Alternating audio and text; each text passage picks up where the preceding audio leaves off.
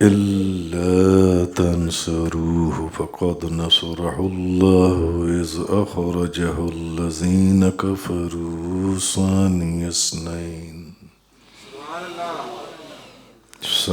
اثنين إذ هما في الغار إذ يقول لصاحبه لا تحزن إن الله معنا. ہر مہینے کی طرح آج بھی ہم سب اس ماہانہ ختم 11ویں شریف حضور غوث اعظم شیخ عبدالقادر جیلانی رضی اللہ تعالیٰ عنہ کی محفل میں پھر سے بیٹھنے کا اللہ تعالیٰ نے ہمیں سعادت عطا فرمائی. اور ہر مہینے آپ لوگ قرآن اور حدیث کی روشنی میں اللہ اور اس کے رسول کے فرامین تصوف کے دائرے میں رہتے ہوئے آپ لوگ سنتے ہیں. تو یہ جو مہینہ ہے جمادی الثانی، یہ نقشبندیوں کے بادشاہ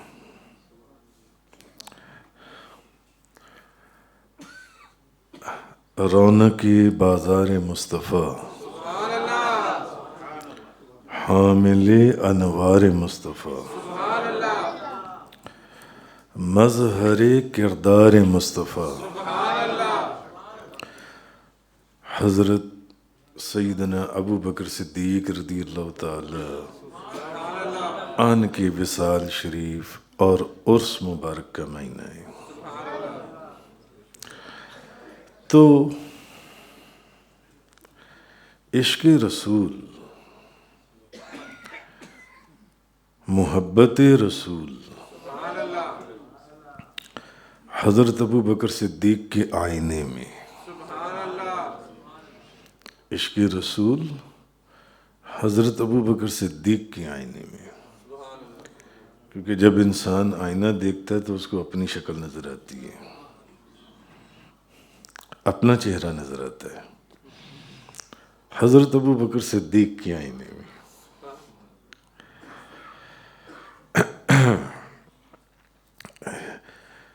میرے قبلہ و کعبہ عالم یلمئی فاضل لوزئی عاشق غوث الورا فنا فی المصطفیٰ حضرت علامہ مولانا حاجی محمد یوسف علی نگینہ رحمۃ اللہ علیہ، آپ نے حضرت ابو بکر صدیق رضی اللہ تعالیٰ عنہ کی شان میں منقبت لکھی: محمد رسول خدا دے امر تھیں امامت کرائی یہ صدیق اکبر. محمد رسول خدا دے امر تھیں امامت کرائی یہ صدیق اکبر. صحابہ تے مشکل کشا سارے پیچھے عجب شان پائی یہ صدیق اکبر.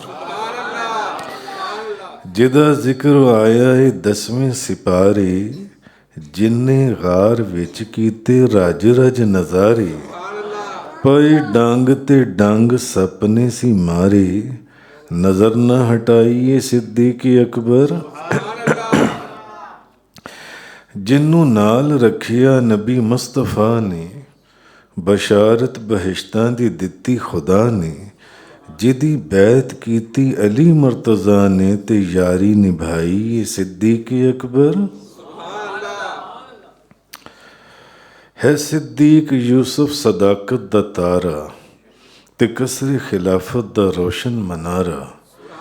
نبی دا دلارا خدا دا پیارا مجسم صفائی یہ صدیق اکبر. رونق بازار مصطفیٰ صدیق اکبر حامل انوار مصطفیٰ صدیق اکبر حاصل افکار مصطفیٰ صدیق اکبر. مظہر کردار مصطفیٰ صدیق اکبر ساکن مزار مصطفیٰ صدیق اکبر زینت دربار مصطفیٰ صدیق اکبر کشتائی دیدار مصطفیٰ صدیق اکبر افضل البشر بعد از انبیاء صدیق اکبر۔ حضرت صدیق اکبر رضی اللہ تعالی عنہ عجیب و غریب شان پائی حضرت صدیق اکبر نے رضی اللہ تعالی عنہ، عجیب و غریب شان۔ ویسے بابا جی صاحب رحمۃ اللہ علیہ نے ایک منقبت حضرت ابراہیم علیہ السلام کی بارگاہ میں لکھی،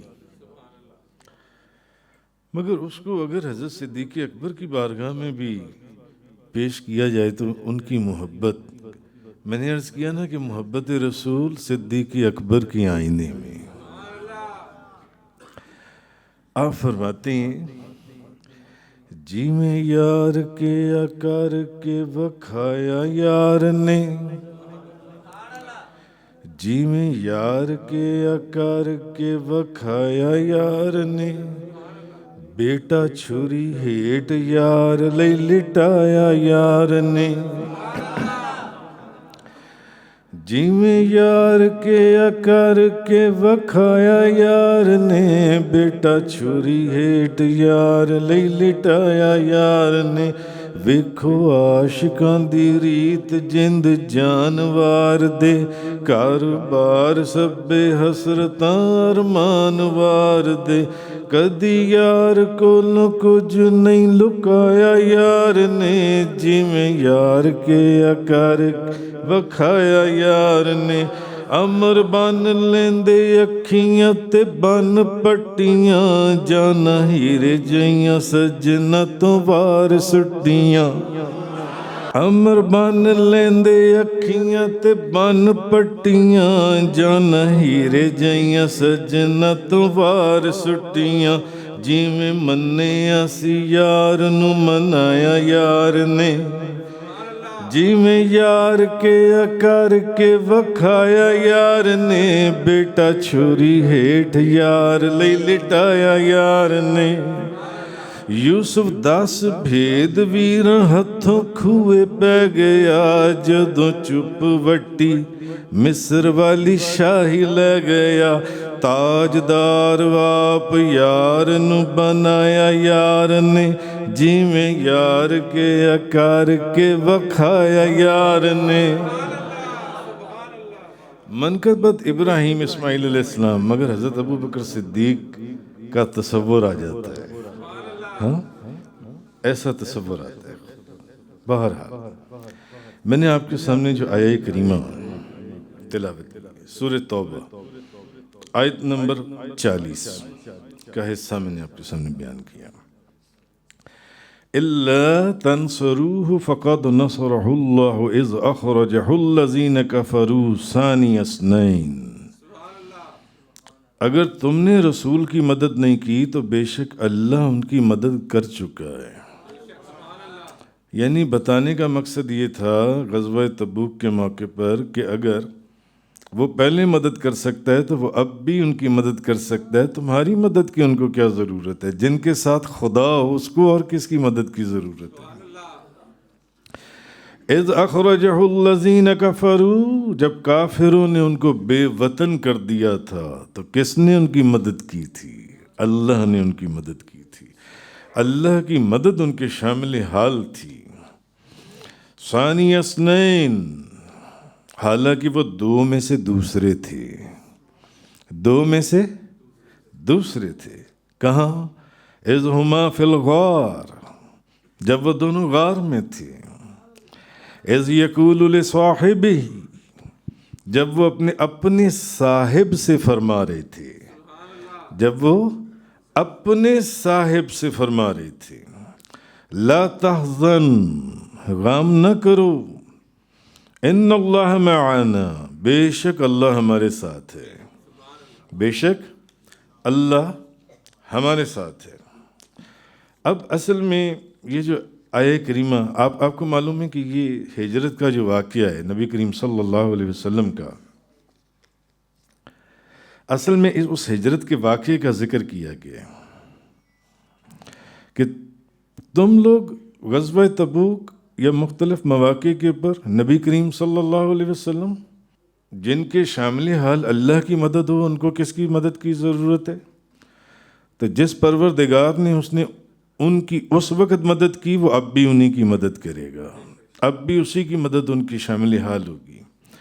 اور ہجرت کا واقعہ آپ کو مختصر طور پر معلوم ہے کہ مکہ مکرمہ کے اندر ایک بڑی کانفیڈینشیل میٹنگ ہوئی تھی، مکہ مکرمہ کے اندر، دار الندوہ کے اندر، دار الندوہ میں، جس میں تمام قبیلوں کے بڑے بڑے سردار جو ان سے ہیں وہ آئے تھے اپنے اپنے مشورے دینے کے لیے، اور اس کے اندر نبی کریم صلی اللہ علیہ وسلم کے قتل کی سازش تیار کی گئی تھی۔ نبی پاک صلی اللہ علیہ وسلم کے قتل کی سازش تیار کی گئی تھی دار الندوہ کے اندر، کہ ہم لوگ نبی کریم صلی اللہ علیہ وسلم کو شہید کر دیں۔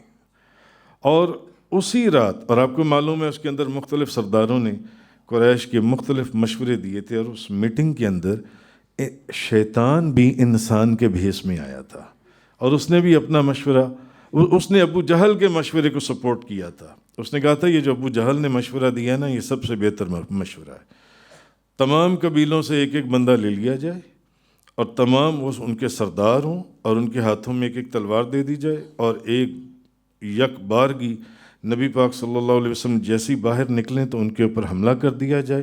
تو ہوگا کیا، کسی ایک قبیلے سے قصاص نہیں لیا جائے گا، تو دیت کے اوپر معاملہ حل ہو جائے گا، تو وہ سارے قبیلے مل کر وہ دے دیں گے جو ان سے۔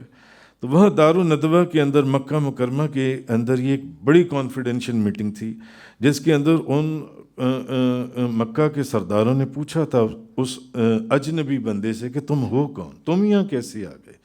اس نے کہا میں نجد کا سردار ہوں، نجد کے سرداروں میں سے ہوں، تو میں جو ان سے یہاں پر مشورہ دینے آیا ہوں کہ، تو پھر اس نے ابو جہل کے مشورے کو سپورٹ کرتے ہوئے اس نے اس کی تائید کی تھی، تو پھر سب نے کہا کہ ابو جہل کا مشورہ جو ان سے یہ سب سے اچھا جو ان سے۔ اچھا، اب ادھر یہ پروگرام بنا، اور اسی رات کو اللہ تعالیٰ نے حکم دیا کہ اے حبیب، اب اچھا پہلے بے شمار صحابہ کرام تو مکہ مکرمہ سے جا چکے ہوئے تھے، اب پیچھے چند ایک صحابہ کرام تھے، حضرت ابو بکر صدیق، حضرت علی کرم اللہ تعالیٰ وجہ الکریم، چند اور صحابہ کرام تھے۔ باقی سب صحابہ کرام کہاں جا چکے تھے؟ مدینہ منورہ جو ان سے۔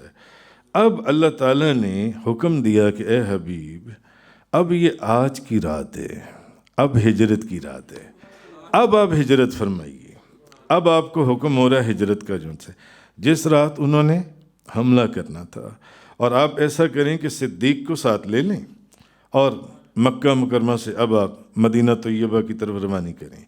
تو نبی پاک صلی اللہ علیہ وسلم نے اپنے بستر کے اوپر کس کو سونے کا حکم دیا؟ حضرت علی کرم اللہ وجہ الکریم کو، اور حضور نے حضرت علی کرم اللہ وجہ الکریم کو ایک غیب کی خبر بھی بتا دی۔ حضور نے کہا علی میرے بستر پر سو جاؤ تلواروں کے سائے میں، مگر تمہارا کوئی بال بھی باقا نہیں کر سکے گا۔ تمہارا، حضور نے پہلی خبر سنا دی تھی، حضور کہ تمہارا کوئی بال بھی باقا نہیں کر سکے گا۔ تو صبح لوگوں کی امانتیں لوگوں کے حوالے کرنا، اور مدینہ منورہ کی طرف تم بھی آ جانا جن سے۔ اب نبی کریم صلی اللہ علیہ وسلم جب باہر نکلے تو وہ جو کفار کے بڑے بڑے سردار تھے وہ باہر کھڑے تھے تلواریں لے کر، کیونکہ یہ پروگرام بن چکا تھا کہ اکٹھے حملہ کرنا ہے، تاکہ کسی ایک قبیلے کے اوپر وہ جو جرم ہے یا جو بھی چیز وہ ایک قبیلے کو اس کا جواب دینا ہونا پڑے جو ان سے۔ تو اب وہ سارے وہاں کھڑے تھے، تو نبی کریم صلی اللہ علیہ وسلم باہر نکلے، اور سورہ یاسین شریف کی ابتدائی آیات پڑھتے ہوئے باہر نکلے، اور ایک مٹھی پکڑ کے ان کے سروں کے اوپر مٹی کی ڈالی، اور آپ ان کی آنکھوں کے سامنے سے گزری، ان کی آنکھیں اندھی ہو گئیں، انہوں نے حضور کو گزرتے ہوئے ہی نہیں دیکھا۔ انہوں نے حضور کو گزرتے، وہ تو صبح شیطان نے آ کر ان کو کہا کہ کیا کر رہے ہو تم، اور تم کس کا انتظار کر رہے ہو؟ ان کو کہا وہ تو کب کے نکل بھی گئی یہاں سے، وہ تو کب کے نکل گئے۔ انہوں نے کہا نہیں، ہو ہی نہیں سکتا۔ انہوں نے کہا نہیں، وہ تمہارے سامنے نکلیں، اپنے سروں کے اوپر اپنے سروں کو جھاڑو، دیکھو دیکھو یہ مٹی کون ڈال کر گیا تمہارے سروں کے اوپر؟ نبی کریم صلی اللہ علیہ وسلم۔ تو نبی کریم صلی اللہ علیہ وسلم، سارے صحابہ کرام نبی کریم صلی اللہ علیہ وسلم کے دروازے پر، اور تاجدار دو جہاں صدیق اکبر کے دروازے پر۔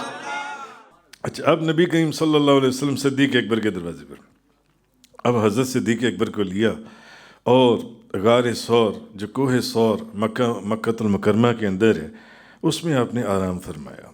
اور غار ثور جون سا ہے، جو لوگ گئے ہیں وہاں پر وہ جانتے ہیں کہ اس کا منہ جون سا ہے وہ بڑا تنگ ہے۔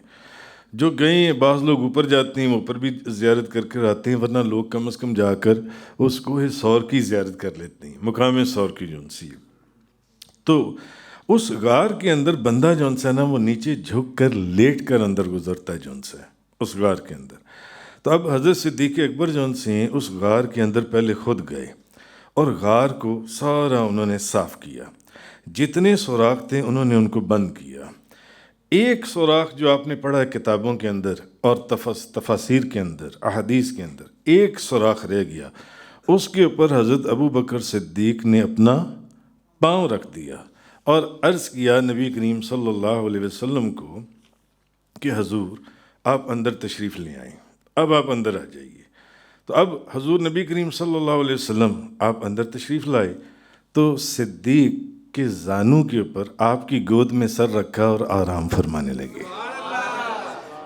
تاجدار دو جہاں حضرت صدیق اکبر کی گود میں سر رکھا اور آرام فرمانے لگے۔ اچھا، ایک حدیث میں آتا ہے ارشاد الساری شرح بخاری، اس کے اندر ایک روایت ہے کہ حضرت ابو بکر صدیق جو ہے وہ ایک مرتبہ وہ ملک شام گئے تجارت کی غرض سے۔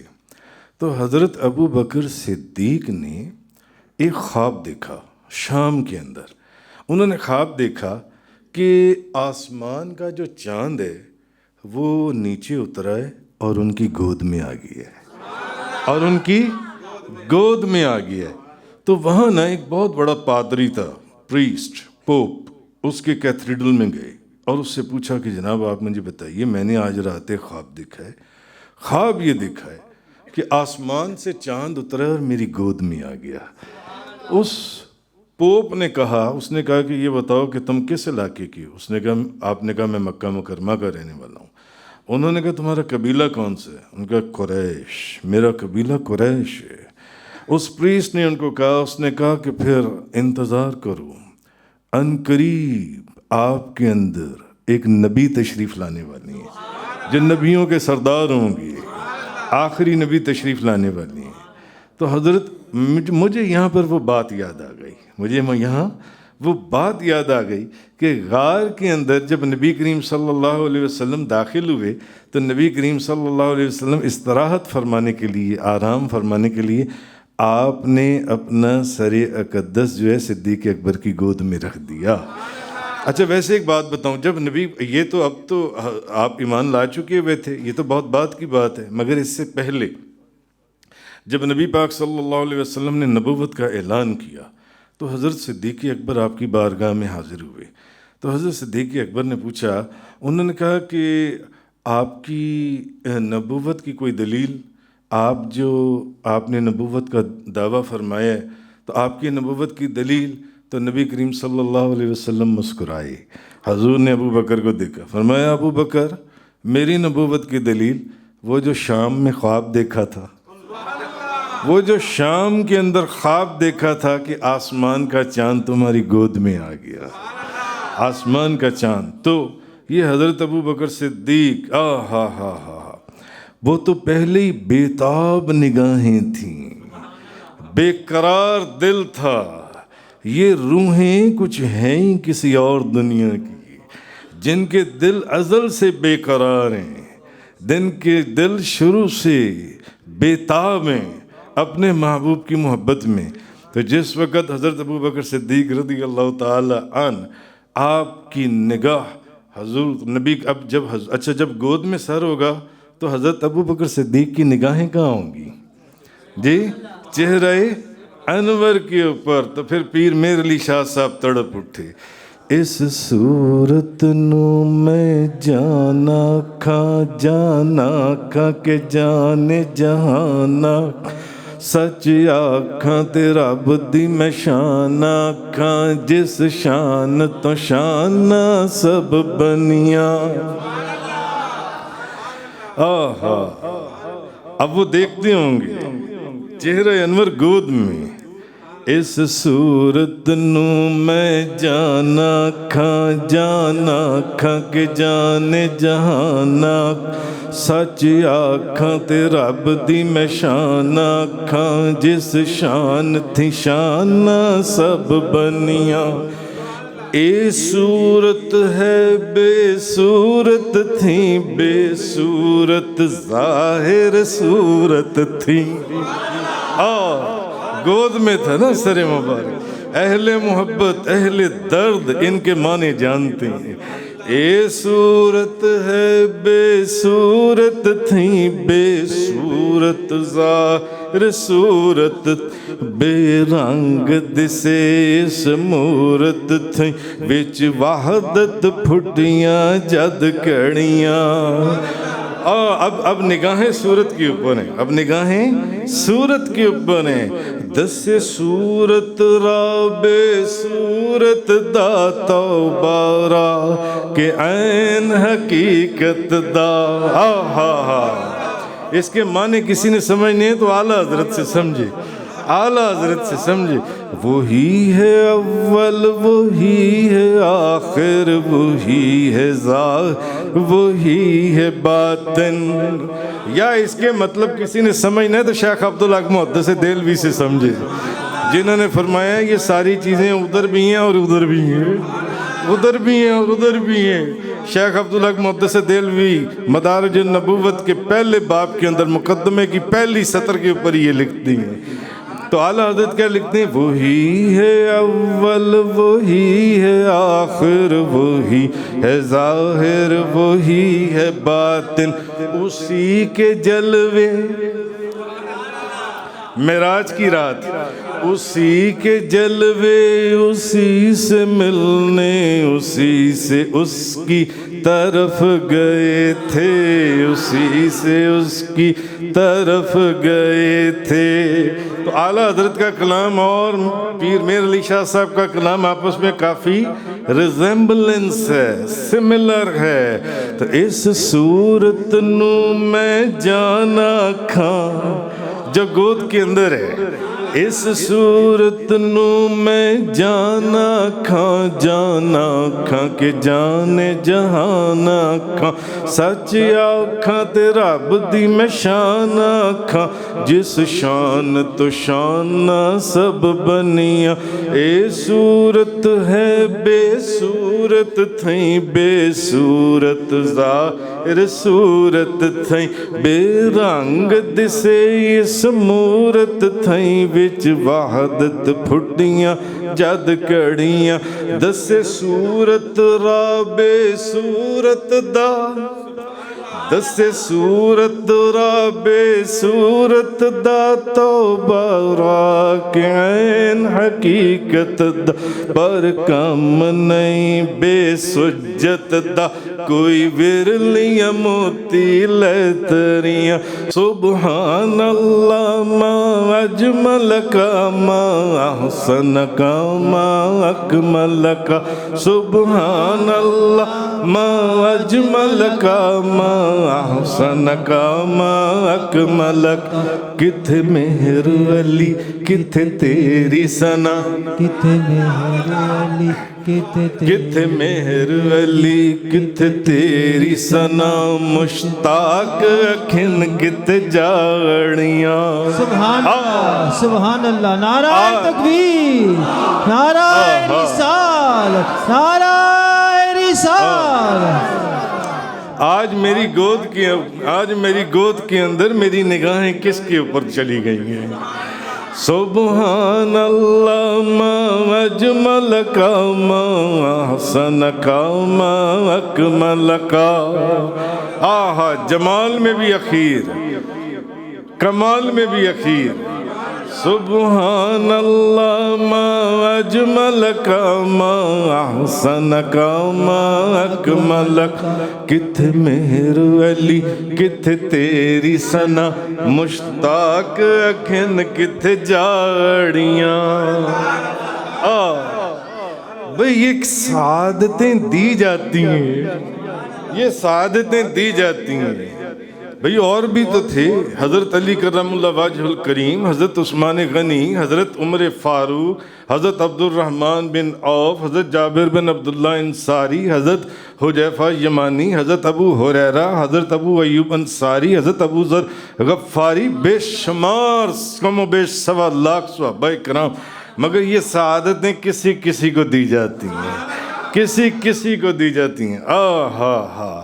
تو اب نگاہیں گود کے اندر تو کیا دل بھرتا ہوگا؟ آپ کے چہرے پر جب حضرت ابو بکر صدیق کی نظریں ہوں گی تو کیا دل بھرتا ہوگا؟ نہیں.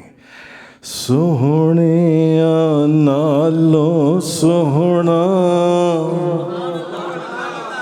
چہرہ حضور دا، سوہنیاں نالوں سوہنا چہرہ حضور دا. مولا ویکھا دے سان جلوہ حضور دا، مولا ویکھا دے سانو جلوہ حضور دا. سوہنیاں نالوں سوہنا چہرہ حضور دا. تقدیر اور بخت بھی صدیق اکبر کے اوپر فخر کرتے ہوں گے. تقدیر اور بخت کہ یہ کیسے. کیا کسی نے کہا نبیوں میں نبی ایسے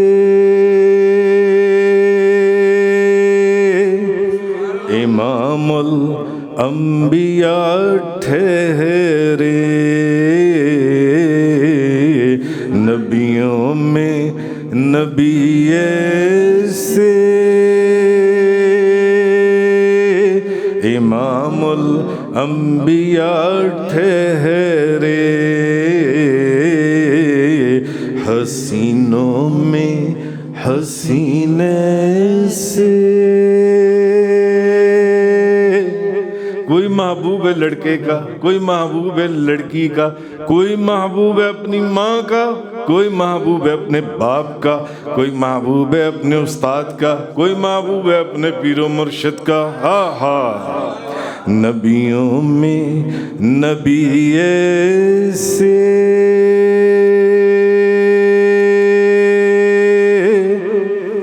امام الانبیاء ٹھہرے. حسینوں میں حسین سے محبوب خدا ٹھہرے. اور جس نے اتنی حسین کائنات بنائی، جس نے اتنی حسین دنیا بنائی، جس نے جنت بنائی، جس نے دوزخ بنائی، جس نے سارے حسینوں کو بنایا. حسینوں میں حسین ایسی، حسینوں میں حسین سے محبوب خدا ٹھہرے. نبیوں میں نبی ایسے امام الانبیاء ٹھہرے. تو بخت اور تقدیر بھی صدیق اکبر کے اوپر رشک کرتے ہوں گے کہ کس کی گود میں آج تاجدار دو جہاں اللہ کے محبوب کا سر ہے، اللہ کے محبوب کا چہرہ مبارک ہے۔ تو اب حضرت صدیق اکبر کا جون سے وہ پاؤں کہاں تھا؟ اس سوراخ کے اوپر جون سے، اس سوراخ کے اوپر پاؤں تھا۔ اب سانپ نے روایات کے اندر آتا ہے کہ ان کے پاؤں کو ڈس لیا، اب زہر سارے جسم میں سرایت کر گیا، مگر کیا مجال تھی کہ حضرت صدیق اکبر نے، روایات میں آتا ہے کہ اپنے پاؤں مبارک کو ذرا سی جنبش بھی دی ہو کہ کہیں نبی کریم صلی اللہ علیہ وسلم آپ بیدار نہ ہو جائیں، آپ بیدار نہ ہو جائیں۔ تو اب نبی کریم صلی اللہ علیہ وسلم نے بعض روایتوں میں ہے کہ حضرت ابوبکر صدیق کے آنسوؤں کو دیکھا تو پوچھا، بعض میں ہے حضرت صدیق اکبر کے آنسو نبی کریم صلی اللہ علیہ وسلم کے چہرے انور کے اوپر گرے، چہرے انور کے اوپر گرے۔ تو پھر جب حضرت ابوبکر صدیق نے بتایا تو نبی کریم صلی اللہ علیہ وسلم نے اپنا لعاب دہن حضرت ابوبکر صدیق کے پاؤں کے اوپر لگایا۔ روایات میں ہے اپنا جو لعاب دہن ہے حضرت صدیق اکبر کے پاؤں کے اوپر لگایا، اور روایات میں آتا ہے کہ جب حضرت صدیق اکبر چڑھ رہے تھے نا تو نبی کریم صلی اللہ علیہ وسلم کے جو پاؤں مبارک ہیں وہ تھوڑے سے جیسے زخمی ہوتے ہیں، ان پر خراشیاں آ گئیں، تو حضرت صدیق اکبر نے نبی کریم صلی اللہ علیہ وسلم کو اٹھا کر اپنے کندھوں کے اوپر بٹھا لیا، کندھوں کے اوپر بٹھا کر وہ اوپر چڑھے غار ثور کی طرف۔ اچھا، یہاں میری ایک محبت یا میرا ایک ذہن یہ کہتا ہے کہ آپ مجھے بتائیں، روایات میں آتا ہے کہ نبی کریم صلی اللہ علیہ وسلم کو حضرت ابوبکر صدیق نے اپنے کندھوں کے اوپر بٹھا لیا، تو جب نبی کریم صلی اللہ علیہ وسلم حضرت ابوبکر صدیق کے کندھوں کے اوپر بیٹھے ہوں گے تو آپ کے دونوں ہاتھ کہاں ہوں گے؟ نبی پاک صلی اللہ علیہ وسلم کے دونوں ہاتھ کہاں ہوں گے؟ حضرت صدیق اکبر کے سر کے اوپر دونوں ہاتھ، ایک ہاتھ بھی نہیں، دونوں ہاتھ۔ اور جب پاؤں کے اوپر سانپ نے کاٹا تو نبی پاک صلی اللہ علیہ وسلم نے وہاں پر اپنا لعاب دہن لگایا۔ صدیق اکبر سر کے بال سے لے کے پاؤں کے ناخن تک نبی کریم صلی اللہ علیہ وسلم نے ان کو قبول فرما لیا۔ اچھا، اب جب قدموں کی آہٹ سنی، کیونکہ کافروں نے اعلان کیا تھا جو جا کر آپ صلی اللہ علیہ وسلم کا معاذ اللہ سر لے کر آئے یا اس آپ کو پکڑ کر لائے تو اس کو 100 سرخ اونٹوں کا اس کو انعام دیا جائے گا، بڑا قیمتی انعام تھا جن سے اس دور کا۔ تو اب جب وہ لوگ ایک جماعت وہاں پر پہنچی تو انہوں نے ایک کھوجی کو لیا اور وہاں پر پہنچ گئے۔ تو اب جب انہوں نے دیکھا تو حضرت صدیق اکبر جن سے ان کو جب خطرہ محسوس ہوا تو انہوں نے عرض کیا، انہوں نے کہا یا رسول اللہ، اگر انہوں نے جھک کر دیکھا تو یہ ہمیں دیکھ لیں گے، اگر یہ نیچے جھکے تو نبی کریم صلی اللہ علیہ وسلم نے فرمایا، اے ابو بکر، ان دو کی نسبت تمہارا کیا خیال ہے جن کا تیسرا اللہ ہو؟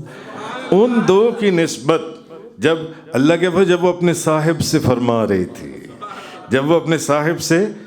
رہے تھے تو جن کا تیسرا اللہ ہو، تو یہ نبی کریم صلی اللہ علیہ وسلم کی توکل الی اللہ کا وہ مقام تھا جو شان رسالت ہی کے شایان شان رسالت کے۔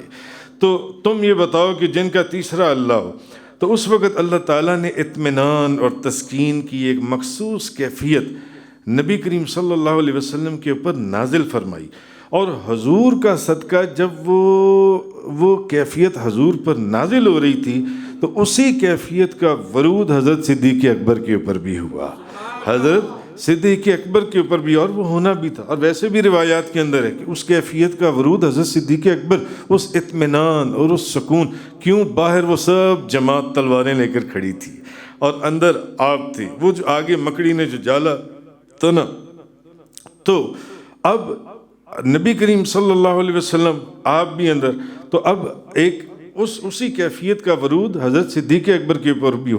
مثلا اگر سردی ہے، میں نے یہاں ہیٹر لگایا ہو تو اس کا فائدہ صرف مجھے ہوگا یا ساتھ آپ لوگوں کو بھی ہوگا؟ آپ کو بھی ہوگا۔ اور اگر میں نے اے سی لگایا ہو تو اس کی ٹھنڈی ہوا سے صرف وہ میں فائدہ مند ہوں گا یا آپ لوگ بھی ساتھ فائدہ مند ہو رہے ہوں گے؟ یہ ایک نظام ہے، یہ ایک نظام ہے۔ تو نبی پاک صلی اللہ علیہ وسلم 3 دن وہاں پر اس غار کے اندر رہے۔ سوچنے کی بات ہے 3 دن حضرت ابو بکر صدیق نے کیا کیا کچھ برکتیں لوٹ لی ہوں گی نبی کریم صلی اللہ علیہ وسلم۔ تو اب حضرت اسماء، حضرت صدیق کی بڑی صاحبزادی، حضرت اسماء جو ہیں حضرت صدیق کی بڑی بیٹی، وہ آتی تھیں اور کھانا پکا کر لاتی تھیں اور کھانا پہنچاتی تھیں اس غار کے اندر۔ اور حضرت ابو بکر صدیق کے جو صاحبزادے ہیں وہ ہر روز مکہ مکرمہ کی خبریں لے کر آتے تھے اور اندر آ کر وہ خبریں دیتے تھے۔ اور حضرت ابو بکر صدیق کا چرواہا وہ شام کے وقت ریوڑ بکریوں کا لے کر آتا تھا، جیسے کہ میں اپنا ریوڑ چرانے جا رہا ہوں بکریوں کا، تو وہاں آ کر اس غار اور اس پہاڑ کے پاس بکریوں کا دودھ دھو کر نبی کریم صلی اللہ علیہ وسلم کی بارگاہ میں پیش کرتا تھا۔ معلوم ہوا کہ صدیق اکبر کا تمام کنبہ نبی کریم صلی اللہ علیہ وسلم کی خدمت میں معمور تھا، نبی پاک صلی اللہ علیہ وسلم کی خدمت میں۔ تو جو سازش ان کافروں نے کی تھی تو وہ ناکام ہو گئی، اور اللہ کی بات جو ہمیشہ رہتی ہے اس موقع پر، جس کا اس آیت کے اندر آگے ذکر آئے گا، وہ پوری ہو گئی جون سی ہے۔ تو خیر، حضرت عمر فاروق رضی اللہ تعالی عنہ، حضرت عمر فاروق رضی اللہ تعالی عنہ وہ فرمایا کرتے تھے کہ اللہ کی قسم، حضرت ابو بکر کی ایک رات اور ایک دن عمر کی تمام عمر سے افضل اور بہتر ہے۔ سبحان اللہ، عمر کی تمام عمر سے افضل اور بہتر ہے۔ یہ کون کہہ رہے؟ حضرت عمر فاروق رضی اللہ تعالی عنہ، اجل صحابہ کرام کے اندر سے۔ تو آپ فرماتے تھے کہ ابو بکر کی ایک رات اور ایک دن عمر کی تمام عمر سے افضل اور بہتر ہے۔ تو پھر فرماتے تھے کیا میں تمہیں بتاؤں نا کہ وہ رات اور دن کون سا ہے؟ تو راوی کہتا ہے کہ اے امیر المومنین آپ بتائیے۔ تو حضرت عمر فاروق فرمانے لگے رات تو وہ ہے جب اللہ کے رسول نے ابو بکر صدیق کو لیا اور چلے مدینہ طیبہ، سبحان اللہ، ہجرت فرمائی انہوں نے۔ تو نبی کریم صلی اللہ علیہ وسلم تو جب آپ چلے نا، تو اب اس راستے کے اندر کبھی حضرت ابو بکر صدیق حضور سے آگے چلے جاتے، کبھی نبی پاک صلی اللہ علیہ وسلم کے پیچھے پیٹھ کی جانب آ جاتے، کبھی دائیں طرف چلے جاتے، کبھی بائیں طرف چلے جاتے، کبھی حضور کی پیٹھ کے پیچھے آ جاتے اور کبھی خود حضور کے آگے ہوتے اور حضور کو اپنی پیٹھ کے پیچھے لے لیتے۔ تو نبی کریم صلی اللہ علیہ وسلم نے پوچھا ابو بکر یہ آج کر کیا رہے ہو؟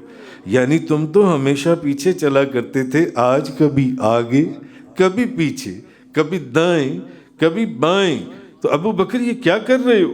تو حضرت ابو بکر صدیق نے کہا کہ میں آپ کے چاروں طرف اصل میں اس لیے چل رہا ہوں کہ اگر جب مجھے خطرہ یہ ہوتا ہے کہ آگے سے تیر آئے گا تو میں آگے آ جاتا ہوں، اور جب مجھے خطرہ ہوتا ہے کہ پیچھے سے کوئی حملہ ہو سکتا ہے تو میں پیچھے آ جاتا ہوں، اور جب مجھے کوئی ایسا رستہ آتا ہے کہ دائیں سے کوئی حملہ کر سکتا ہے تو میں دائیں آ جاتا ہوں، تاکہ جو پہلا حملہ ہو وہ اس کا سارا وہ حملہ میرے جسم کے اوپر ہو، میرے جسم کے اوپر۔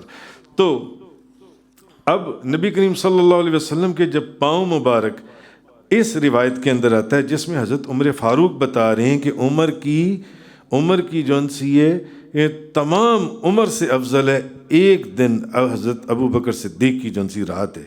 تو اب حضرت ابو بکر صدیق نے آپ نے اپنے کندھوں کے اوپر اٹھایا اور دوڑنا شروع کر دیا، تو اور آپ کو اتارا، اور پھر حضرت ابو بکر صدیق نے آپ کو قسم دی غار کے اندر داخل ہونے سے پہلے کہ پہلے میں اندر داخل ہوں گا تاکہ کوئی نقصان پہنچانے والی چیز نہ ہو، اور اگر ہو تو اس کا نقصان مجھے پہنچے۔ تو غار میں بے شمار سوراخ تھے، تو حضرت ابو بکر صدیق نے ان سوراخوں کو جون سے ہے وہ بند کیا، اور انہوں نے ایک سوراخ کے اندر اپنا پاؤں رکھ دیا، اور سانپ نے جون سے وہ ڈنگ مارے۔ تو شدت تکلیف سے اس روایت کے اندر یہ ہے، اس روایت کے اندر کہ حضرت ابو بکر صدیق، حضرت عمر فاروق فرماتے ہیں کہ حضرت ابو بکر صدیق کی آنکھوں سے آنسو جاری ہوئے، اور وہ آنسو کے قطرے نبی کریم صلی اللہ علیہ وسلم کے چہرہ انور کے اوپر گرے جن سے۔ تو نبی پاک صلی اللہ علیہ وسلم نے فرمایا اے ابو بکر غم نہ کرو، اللہ میرے ساتھ ہے۔ تو حضرت عمر فاروق فرمانے لگے راوی کو یہ ہے وہ رات جو عمر کی یہ ابو بکر کی ایک رات اور ایک دن عمر کی تمام عمر سے افضل اور بہتر ہے۔ سبحان اللہ، حضرت عمر سبحان فاروق اللہ۔ رضی اللہ تعالی عنہ۔ اسی طرح ایک مرتبہ ایک حدیث میں آتا ہے کہ نبی کریم صلی اللہ علیہ وسلم حضرت عائشہ صدیقہ رضی اللہ تعالی عنہ کی گود میں سر انور رکھ کر آرام فرما رہے تھے، تو اب آسمان کے ستارے نکلے ہوئے تھے، چاند بھی نظر آ رہا تھا۔ بی بی عائشہ صدیقہ فرماتی ہیں کہ میں نے نبی کریم صلی اللہ علیہ وسلم سے ایک سوال کیا۔ میں نے کہا یا رسول اللہ مجھے یہ بتائیں، کیا کسی کی نیکیاں آسمان کے ستاروں کے برابر بھی ہو سکتی ہیں؟ کسی کی نیکیاں آسمان کے ستاروں کے برابر بھی ہوں گی؟ تو نبی پاک صلی اللہ علیہ وسلم نے فرمایا ہاں عائشہ، عمر میرا عمر، اس کی نیکیاں آسمان کے ستاروں کے برابر ہیں میرے عمر کی۔ اچھا، یہاں سے ایک بات تو یہ پتہ چلی کہ بی بی عائشہ کا یہ ایمان تھا کہ نبی کریم صلی اللہ علیہ وسلم کو آسمان کے ستاروں کی تعداد کا بھی، سبحان اللہ، سبحان، ورنہ وہ یہ سوال ہی نہ کرتی۔ ان کا ایمان تھا کہ نبی پاک صلی اللہ علیہ وسلم کو آسمان کے ستاروں کی تعداد کا بھی علم ہے۔ تو نبی کریم صلی اللہ علیہ وسلم نے فرمایا میرے عمر کی جو نیکی ہے نا آسمان کے ستاروں کی تعداد کے برابر ہیں۔ تو بی بی عائشہ صدیقہ رضی اللہ تعالی عنہ انہوں نے پوچھا یا رسول اللہ تو میرے والد جو ہیں ابو بکر صدیق، نبی کریم صلی اللہ علیہ وسلم نے آپ نے فرمایا عائشہ عمر کی ساری نیکیاں ابو بکر کی نیکیوں میں سے ایک نیکی کی طرح ہیں۔ آہا، جب اب بی بی عائشہ نے اچھا یا رسول اللہ عمر کی نیکیاں آسمان کے ستاروں کی مانند اور ان کے برابر، تو میرا باپ میرے والد ابو بکر صدیق، فرمایا ابو بکر صدیق کی ایک نیکی عمر فاروق کی ساری عمر کی نیکیوں کے برابر۔ سبحان اللہ، نعرہ تکبیر، نبی کریم نعرہ صلی اللہ علیہ رسال۔ وسلم۔ اور علماء کرام نے لکھا ہے، انہوں نے فرمایا کہ وہ جو نبی پاک صلی اللہ علیہ وسلم نے فرمایا نا کہ ابو بکر کی ایک نیکی عمر فاروق کی ساری عمر کی نیکیوں کے برابر ہے، تو وہ لکھتے ہیں کہ وہ وہی غار والی نیکی ہے، وہ وہی غار والا معاملہ ہے، وہ نبی پاک صلی اللہ علیہ وسلم کا اشارہ ادھر ہی ہے، وہ جو حضرت ابو بکر صدیق نے اور خود حضرت عمر فاروق نے، جو میں نے پچھلی روایت سنائی کہ انہوں نے کیا فرمایا کہ ابو بکر کی ایک رات اور ایک دن عمر کی تمام عمر سے افضل اور بہتر ہے۔ خود حضرت عمر فاروق نے اس کی گواہی دے دی، خود حضرت عمر فاروق۔ تو علماء فرماتے ہیں کہ یہ جو اس حدیث میں نبی پاک صلی اللہ علیہ وسلم نے فرمایا نا کہ ابو بکر کی ایک نیکی عمر کی ساری زندگی کی نیکیاں، تو وہ فرماتے ہیں علماء اور مفسرین کہ اس نیکی کا اشارہ نبی کریم صلی اللہ علیہ وسلم کا اسی نیکی کی طرف ہے، وہ جو غار والا معاملہ تھا، جہاں حضرت ابو بکر صدیق نے تین راتیں نبی پاک صلی اللہ علیہ وسلم کے ساتھ گزاری۔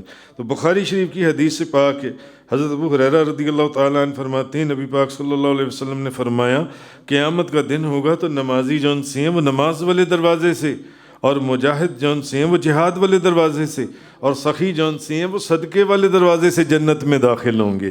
تو حضور سے پوچھا گیا یا رسول اللہ کوئی شخص ایسا بھی ہوگا جس کو تمام دروازوں سے آواز آ رہی ہوگی کہ جنت کے اندر داخل ہونے کی؟ تو نبی پاک صلی اللہ علیہ وسلم نے فرمایا وہ صدیق اکبر ہوگا، وہ صدیق اکبر ہوگا۔ تو نبی کریم صلی اللہ علیہ وسلم یہ جو غار والا معاملہ ہوا، اس میں مفسرین نے بعض نے لکھا ہے کہ پھر نبی کریم صلی اللہ علیہ وسلم نے دعا فرمائی تھی، اے اللہ ابو بکر کو جنت میں میرا ساتھی بنا دے، ابو بکر کو جنت میں میرا ساتھی بنا دے۔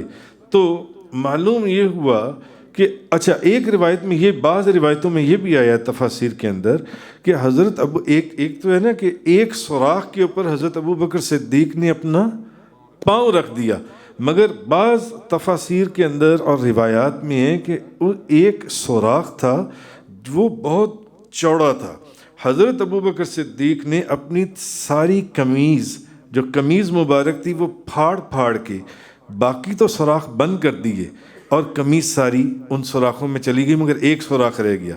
تو حضرت ابو بکر صدیق نے اس میں اپنا جب پاؤں ڈالا تو اس میں آپ کی پوری ٹانگ چلی گئی، اور ٹانگ کے بعد آپ کی پوری ران بھی اسی کے اندر چلی گئی، اسی وہ ران اس سوراخ میں، اور پھر حضور نبی پاک صلی اللہ علیہ وسلم آپ کی گود میں سر رکھ کر لیٹ گئے۔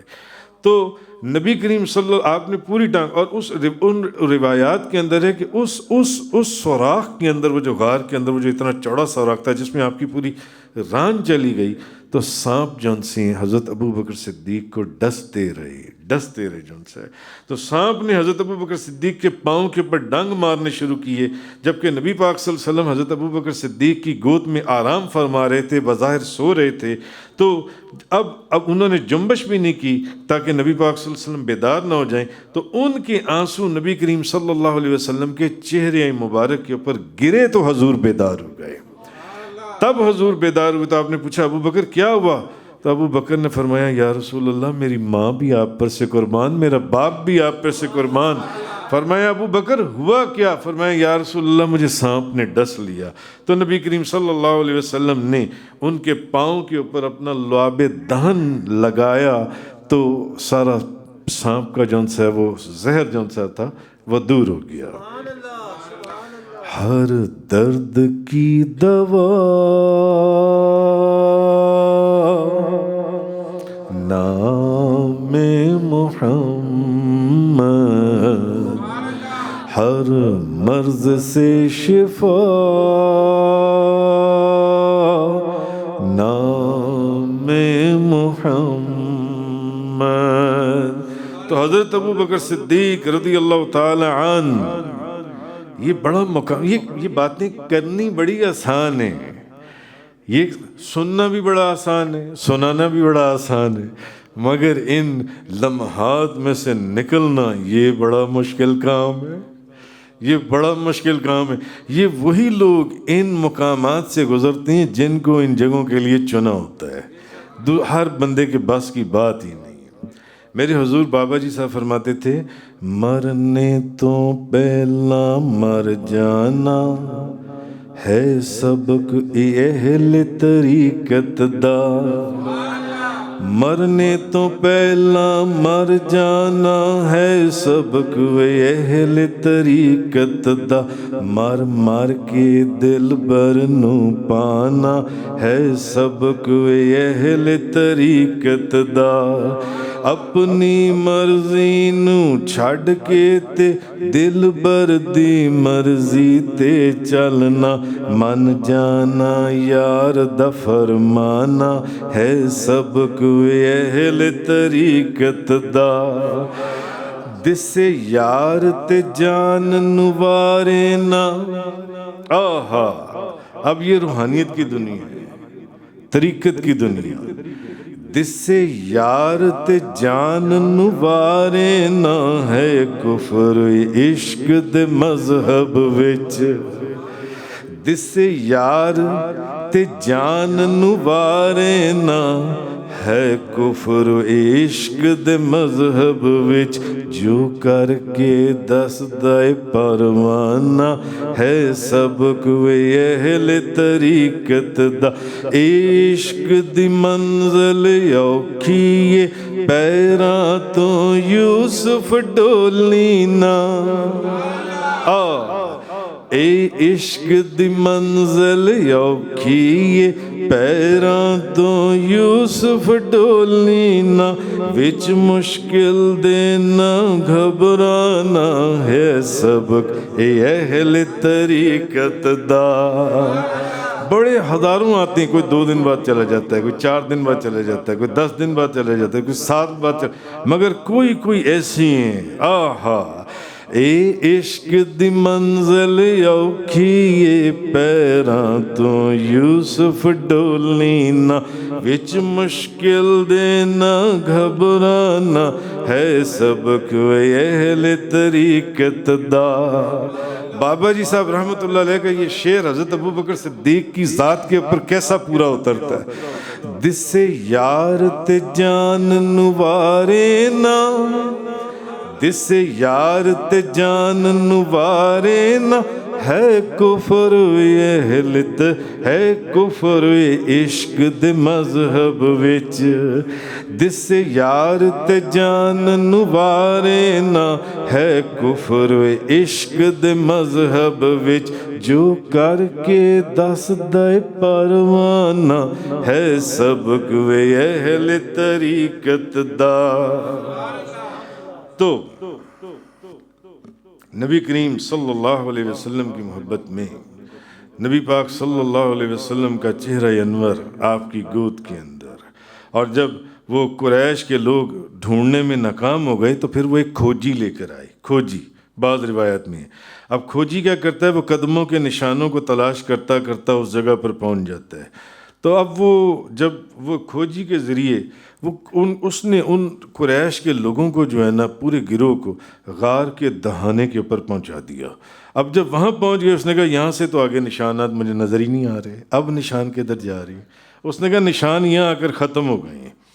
اب آگے غار کا دہانہ تھا جس کے اندر حضرت ابو بکر صدیق اور حضرت نبی کریم صلی اللہ علیہ وسلم موجود تھے، اور حضرت ابو بکر صدیق فرما رہے تھے یا رسول اللہ اگر انہوں نے جھک کر اندر دیکھ لیا تو ہم دونوں نظر آ جائیں گے، ہم دونوں نظر آ جائیں گے۔ میرے پیچھے ابھی روایت آپ کو سنائی، تو نبی کریم صلی اللہ علیہ وسلم آپ نے ان کو تسلی دی، حضرت ابو بکر صدیق کو جون سے، تو اسی وقت اللہ کے حکم سے مکڑی نے غار کے منہ پر جالا تن دیا، مکڑی نے غار کے منہ کے اوپر جالا تن دیا۔ اب جب وہ روشنی میں وہ جالے کی وہ جو لائنیں یا بال نظر آئے ہوں گے تو اب ان میں سے کچھ لوگوں نے کہا، انہوں نے کہا اندر غار کے اندر جا کے دیکھو۔ کچھ لوگوں نے کہا یار کیا کرتے ہو، اندر جا کر کیا کرنا دیکھنے، تمہیں نظر نہیں آ رہا کہ دہانے کے اوپر مکڑی نے جالا تنا ہوا ہے؟ جالا تو جالا تبھی تنا ہوا ہے نا کہ اس کا مطلب ہے کہ بہت عرصہ ہو گیا اس غار کے اندر کوئی گیا ہی نہیں، تو چلو اب یہاں سے واپس چلتے ہیں۔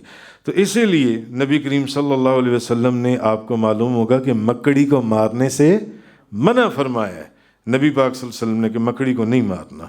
تو جب انہوں نے وہ جالا تنا ہوا دیکھا وہ لوگ واپس کر گئے، واپس چلے گئے جون سے۔ بہرحال حضرت ابو بکر صدیق رضی اللہ تعالی عنہ عشق رسول، محبت رسول حضرت ابو بکر صدیق کے آئینے میں نبی کریم صلی اللہ علیہ وسلم نے جو اس رات ہجرت فرمائی وہ کس کے حکم سے تھی بتائیے؟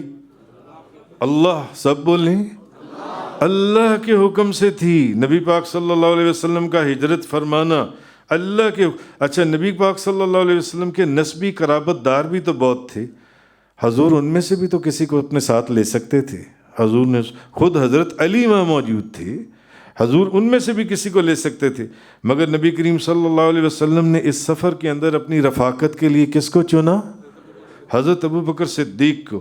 اب اس سے معلوم یہ ہوا کہ یہ جو سفر ہجرت کے سفر میں حضرت ابو بکر صدیق کو ساتھ لینا اور نبی پاک صلی اللہ علیہ وسلم کا ہجرت کرنا کس کے حکم سے تھا؟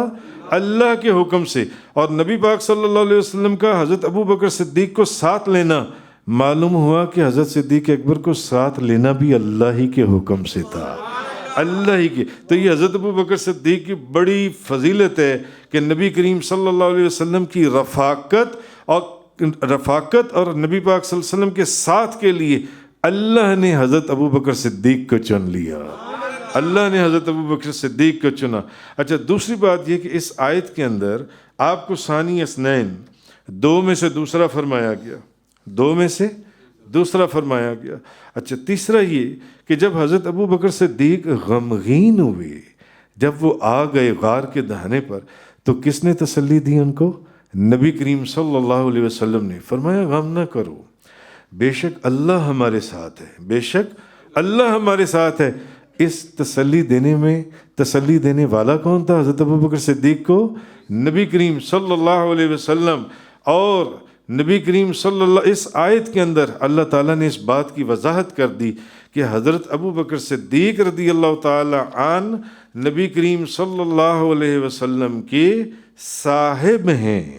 حضرت ابو بکر صدیق جب اذ ہما فی الغار اذ یقول لصاحبی، جب وہ اپنے صاحب سے فرما رہے تھے، اللہ قرآن میں کہہ رہا ہے کہ جب وہ اپنے صاحب سے فرما رہے تھے، تو حضرت ابو بکر صدیق نبی پاک صلی اللہ علیہ وسلم کے صاحب ہیں، اور یہ نص قطعی ہے، یہ قرآن کی آیت ہے، اور اس کا انکار، اس آیت کا انکار جون سا کفر ہے۔ اور تمام صحابہ کرام میں سے حضرت ابو بکر صدیق کی صحابیت نص قطعی قرآن کی آیت سے ثابت ہے، سبحان اللہ۔ اور آپ کے صحابی ہونے کا انکار کرنا کفر ہے، کیونکہ قرآن یہ کہہ رہا ہے کہ جب نبی کریم صلی اللہ علیہ وسلم اپنے صاحب سے فرما رہے تھے غار ثور میں قیام کے دوران، جس میں نے آپ کو کہا حضرت ابو بکر صدیق کے بیٹی عبداللہ بن ابی بکر اور آپ کی بیٹی حضرت اسما اور آپ کا غلام عامر بن فہیرہ، سب کے سب تو نبی کریم صلی اللہ علیہ وسلم کی خدمت کے اوپر معمور تھے۔ یہ بھی حضرت ابو بکر صدیق کی فضیلت ہے۔ تو حضرت ابو بکر صدیق جب نبی پاک صلی اللہ علیہ وسلم کے ساتھ مدینہ طیبہ پہنچے تو مدینہ طیبہ کے سارے لوگوں کو اوپر اس وقت یہ بات یا یہ راز کھلا کہ نبی پاک صلی اللہ علیہ وسلم سفر اور حضر کے اندر سب سے زیادہ اہمیت حضرت ابو بکر صدیق کو دیتی ہیں، حضرت ابو بکر صدیق کو دیتی ہیں۔ اچھا، دوسری بات یہ ہے کہ یہ جو آیہ کریمہ میں نے آپ کے سامنے تلاوت کی، اس آیت میں حضرت ابو بکر کی خلافت کی بھی دلیل ہے، کیونکہ حاکمیت میں اول نبی کریم صلی اللہ علیہ وسلم اور ثانی حضرت ابو بکر صدیق رضی اللہ تعالی عنہ۔ تو سالم بن عبید بیان کرتے ہیں کہ نبی پاک صلی اللہ علیہ وسلم کی وفات ہوئی تو انصار نے کہا ایک امیر ہم میں سے ہو اور ایک امیر تم میں سے ہو، تو حضرت عمر فاروق اٹھ کر کھڑے ہوئے۔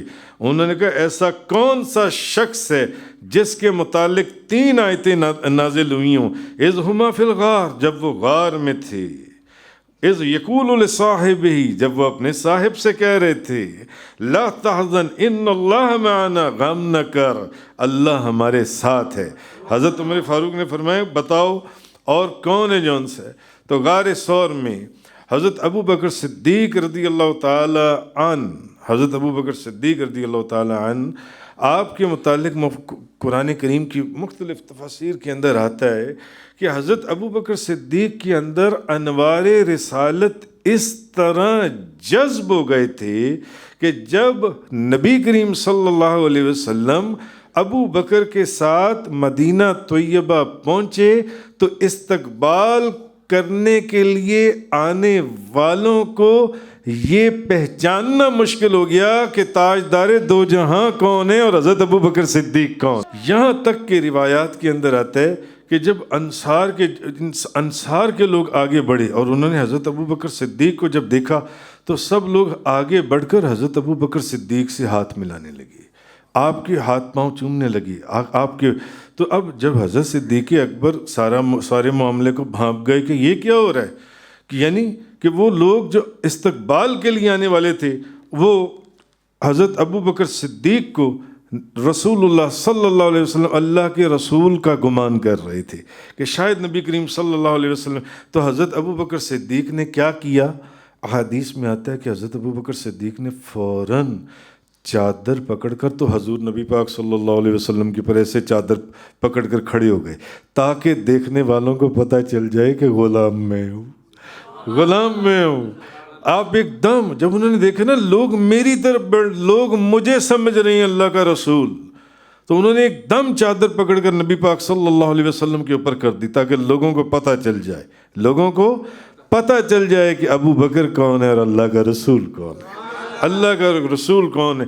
تو مفسرین کہتے ہیں کہ غار ثور کی ان 3 راتوں میں جو حضرت ابو بکر صدیق نے نبی کریم صلی اللہ علیہ وسلم کے ساتھ گزارے، حضرت ابو بکر کے وجود کے اندر انوار رسالت اس طرح جذب ہو گئے تھے کہ لوگوں کو پہچاننا مشکل ہو گیا کہ اللہ کے رسول اس میں کون سے ہیں، کون سے۔ مفسرین نے لکھا ہے، محدثین نے لکھا ہے اس بات کو، جون سے حافظ ابن حجر اسقلانی نے لکھا ہے کہ نبی کریم صلی اللہ علیہ وسلم کو حضرت ابو بکر کے اوپر لوگوں کو رسول اللہ کا گمان ہونے لگا تو انہوں نے سب سے پہلے حضرت ابو بکر صدیق کو بڑھ کر آگے ہو کر سلام کرنے لگے، تو دھوپ کی وجہ سے حضرت ابو بکر صدیق نے موقع غنیمت جانا، انہوں نے فوراً چادر پکڑ کر ایک دم نبی پاک صلی اللہ علیہ وسلم کے اوپر چادر کر کے کھڑے ہو گئے تاکہ لوگوں کو پتہ چل جائے کہ اللہ کا رسول کون ہے، اللہ کا رسول کون ہے۔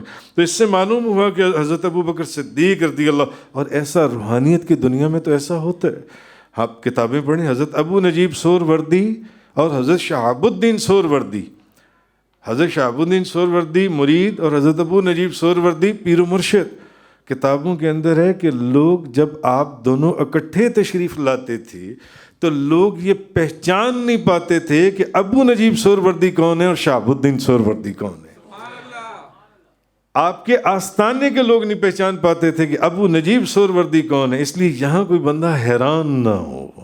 اس لیے مفسرین نے لکھا ہے کہ غار ثور کیوں تھی، مگر وہ 3 راتیں میں تو یہ کہوں گا کہ جنہوں نے ساری زندگی کی راتیں حضور کے ساتھ گزاری، ساری زندگی کے دن حضر ہو یا سفر ہو، ہر حالت کے اندر حضور، تو ان کے وجود کے اندر انوار رسالت ایسے جذب ہو گئے تھے کہ جب آپ دونوں مدینہ طیبہ پہنچے تو لوگ حضرت ابو بکر صدیق کی طرف بڑھنے لگے، مگر آپ نے فوراً حضور کے اوپر چادر کر دی. اسی طرح حضرت باقی باللہ رحمۃ اللہ علیہ انڈیا کے اندر، دلی کے اندر الحمدللہ میں نے ان کے مزار پر بھی حاضری دی ہے. حضرت باقی باللہ رحمۃ اللہ علیہ آپ کے ہاں کچھ مہمان آ گئے تو آپ نے مریدوں میں سے آپ نے کہا کہ کوئی نہ، اس وقت لنگر شریف ختم ہو چکا تھا. آپ نے فرمایا کوئی بندہ ہے جو ان مہمانوں کو میرے آستانے پر، میرے مہمان آئیں، ان کو کوئی لنگر شریف کھلا دو.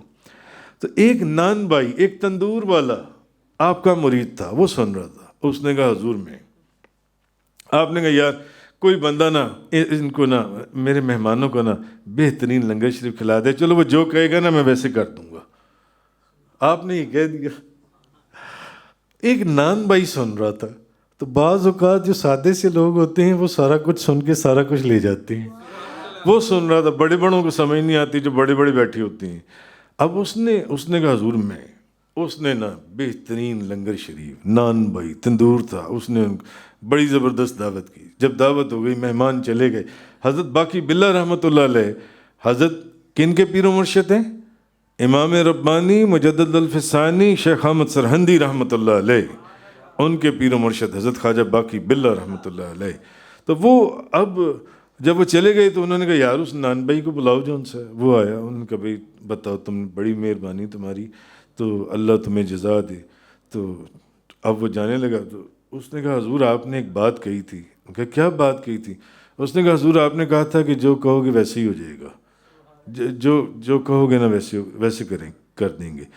ہاں یار وہ تو میں نے کہا تھا. اچھا پھر بتاؤ کیا چاہتی ہو؟ کہنے لگا حضور مجھے اپنے جیسا بنا دیں، مجھے اپنے جیسا بنا دیں. آپ فرمانے لگے میرے حجرے میں آ جاؤ.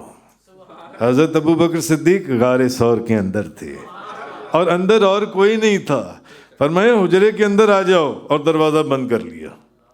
فرمایا صبح فجر کے وقت جاؤ گے. صبح جب فجر کے وقت وہ نان بھائی باہر نکلا اور حضرت باقی باللہ باہر نکلے تو کتابوں میں لکھا ہے آستانے کے مرید ان کو یہ نہیں پتہ چلتا تھا کہ خواجہ باقی باللہ کون ہے اور وہ نان بھائی کون ہے.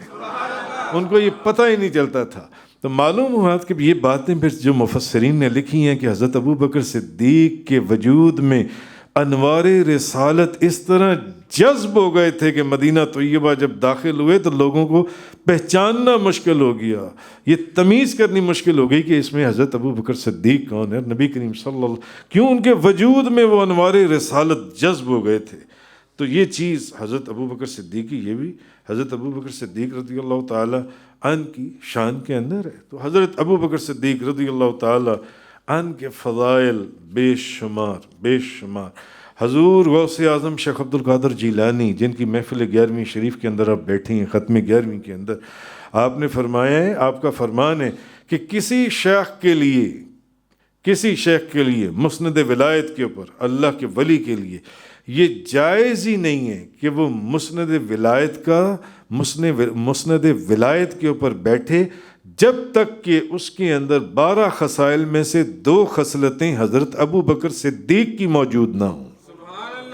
ایک صادق اور دوسرا متصدق، یعنی سچ بولنے والا اور سچ کی تصدیق کرنے والا، سچ بولنے والا اور سچ کی تصدیق کرنے.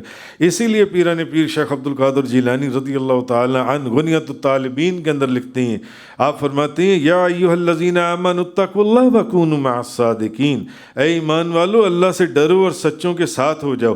آپ آگے ایک روایت فرماتے ہیں حضرت عبداللہ بن مسعود سے مروی ہے، نبی پاک صلی اللہ علیہ وسلم نے فرمایا کہ بندہ سچ بولتا رہتا ہے اور سچ بولنے کا ارادہ کرتا رہتا ہے یہاں تک کہ اللہ کی بارگاہ میں صدیق لکھ لیا جاتا ہے، اور بندہ جھوٹ بولتا ہے اور جھوٹ بولنے کا ارادہ کرتا رہتا ہے، جس کی عادت ہو جھوٹ بولنے کی وہ جھوٹ کے اوپر ہی زندگی گزارتا ہے یہاں تک کہ اللہ تعالیٰ کی بارگاہ میں کذاب لکھ دیا جاتا ہے۔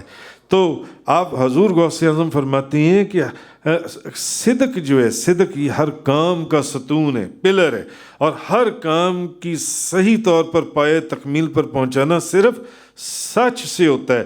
آپ فرماتے ہیں فَأُولَٰئِكَ مَعَ الَّذِينَ أَنْعَمَ اللَّهُ عَلَيْهِم مِّنَ النَّبِيِّينَ وَالصِّدِّيقِينَ وَالشُّهَدَاءِ وَالصَّالِحِينَ کہ جو لوگ سچی ہیں وہ پیغمبروں اور صدیقوں، شہیدوں اور نیک لوگ صالحین کے ساتھ ہوں گے۔ آپ فرماتے ہیں حضور غوث اعظم گویا کہ آپ فرماتے ہیں صدق نام ظاہر اور باطن ایک جیسی ہو جائیں، یہ نہیں کہ ظاہر طور پر تو اس نے داڑھی رکھی ہوئی ہے، سر پر پگڑی پہنی ہوئی ہے مگر نماز ہی نہیں پڑھتا، جھوٹ بولتا ہے، اس کا ظاہر اور باطن ایک ہو جائے تو صادق وہ ہے جو قول میں بھی سچا ہو، اور صدیق وہ ہے جو قول میں بھی سچا ہو اور عمل میں بھی سچا ہو۔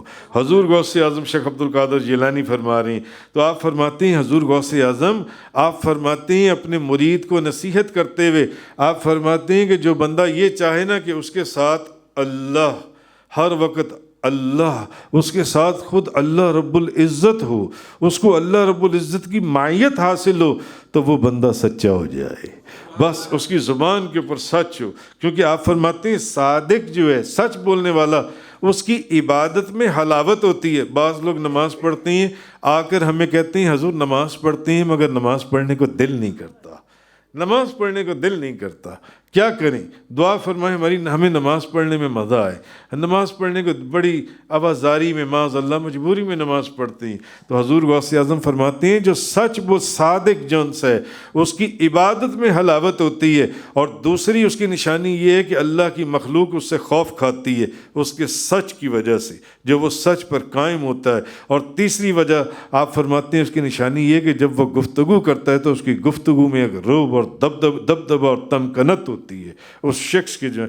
آخر پر آپ اپنے غنیت الطالبین کے آخری باب کے آخری چیپٹر، آخری پیراگراف کی آخری لائن کے اندر حضور پیران پیر شیخ عبد القادر جیلانی لکھتے ہیں، آپ فرماتے ہیں پھر جب بندہ سچ کے اس مقام کے اوپر فائز ہو جاتا ہے نا، اور پھر جب اس سچ کے ساتھ وہ اللہ کی طرف رجوع کرتا ہے تو پھر اللہ اس کو ایک ایسا آئینہ عطا فرماتا ہے جس آئینے کے اندر وہ دنیا اور آخرت کے تمام احوال دیکھ لیتا ہے، تمام احوال، اور یہ نعمت اللہ کے ولیوں کو حاصل ہوئی۔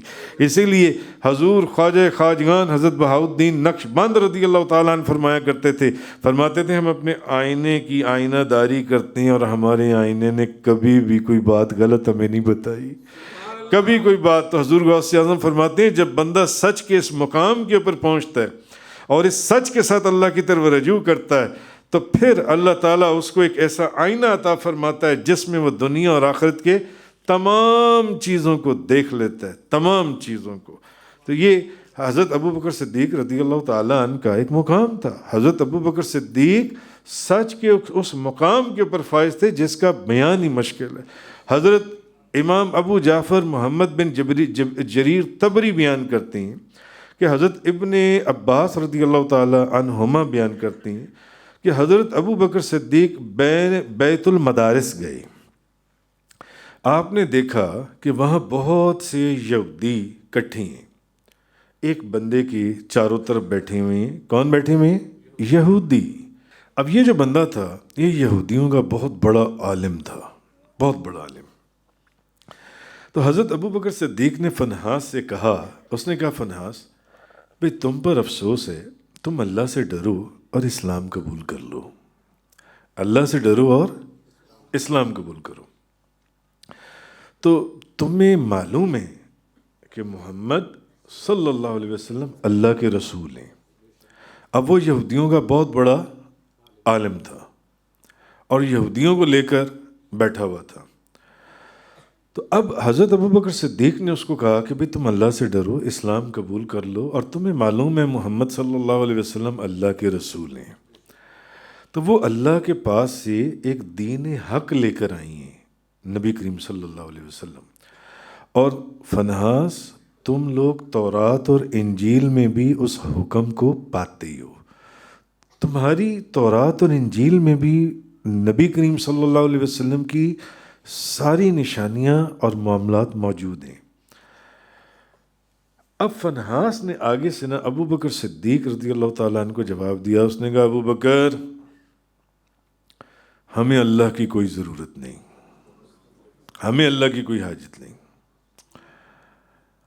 ہم اللہ کے کوئی محتاج ہیں نہیں, ہم اللہ کے محتاج ہیں, اللہ ہمارا محتاج ہے.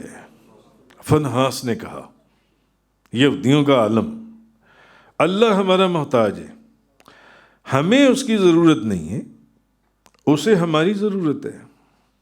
ہم اس سے کیوں فریاد کریں, وہ تو ہم سے فریاد کرتا ہے.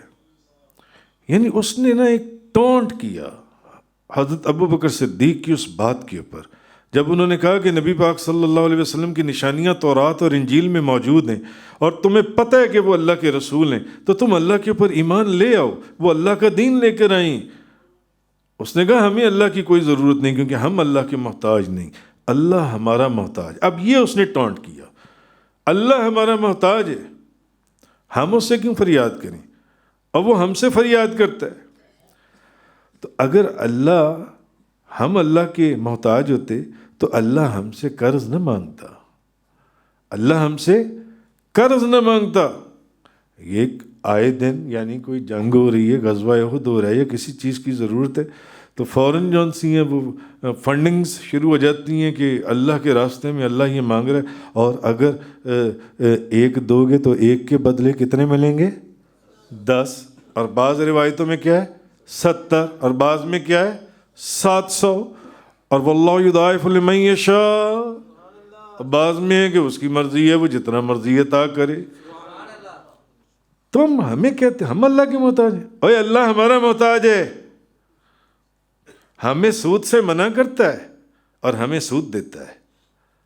ہمیں کہتا ہے 1 دو گے تو 10 دوں گا, 1 دو گے تو 70 دوں گا, 1 دو گے تو 700 دوں گا. لو بظاہر تو منع کرتے کہ سود نہیں لینا, تو خود وہ تو ہم سے سود لینے لگا ہوا ہے. 1 دے دو تو 10 لے لو, 1 دے دو تو 70 لے لو, سود. اب ذرا اس کی عقل دیکھیں, اس کی سوچ دیکھیں, وہ جو نیکیاں ہیں, وہ جو عوض ہے قرآن اور حدیث جس کو بیان کر رہے ہیں, اس نے اس کو سود کے زمرے میں لے آیا. کہنے لگا ابو بکر ہم اس کے محتاج نہیں ہیں, ہم غنی ہیں, وہ غنی نہیں ہے, وہ محتاج ہے, وہ ہمارا محتاج. اگر وہ محتاج نہ ہوتا تو ہم سے سود کیوں مانگتا, کیوں ہمیں کہتا ہے کہ 1 2 اور 10 لے لو. یعنی اس کے کہنے کا مقصد یہ تھا. حضرت ابو بکر صدیق نے, حالانکہ اس وقت یہ ایگریمنٹ ہو چکا ہوا تھا کہ آپس میں کوئی ایسی ویسی بات نہیں کی جائے گی, کوئی لڑائی جھگڑا نہیں ہوگا, مار کٹائی نہیں ہوگی, مگر حضرت ابو بکر صدیق نے جب اس کی یہ بات سنی نا تو آپ غضبناک ہوئے, کھینچ کے تھپڑ فنحاس کے منہ کے اوپر, کھینچ کے تھپڑ فنحاس کے منہ کے اوپر مارا. اب اس نے جب یہ دیکھا نا تو وہ فوراً نبی کریم صلی اللہ علیہ وسلم کی بارگاہ میں حاضر ہو گیا. اس نے کہا یا رسول اللہ آپ کا تو ہمارا ایگریمنٹ ہوا تھا. ابو بکر صدیق نے یہ حرکت کی ہے, ابو بکر صدیق نے میرے منہ کے اوپر ایک تھپڑ مارے جن سے. نبی کریم صلی اللہ علیہ وسلم نے, آپ نے حضرت ابو بکر صدیق کو بلایا. حضرت ابو بکر صدیق آئے, فرمایا ابو بکر اس کے منہ کے اوپر تھپڑ کیوں مارے, تھپڑ مارا تھا. حضرت ابو بکر صدیق نے پھر نبی کریم صلی اللہ علیہ وسلم کو ساری بات بتائی.